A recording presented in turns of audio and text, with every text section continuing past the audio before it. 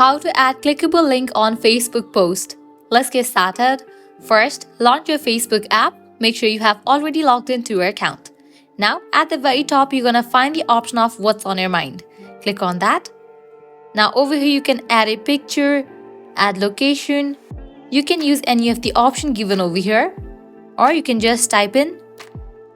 Now, you can head towards the page from where you wanna copy the link. So I'm gonna copy the link of this channel. Once you have copied the link, you can come to this page again, paste the link, click on next.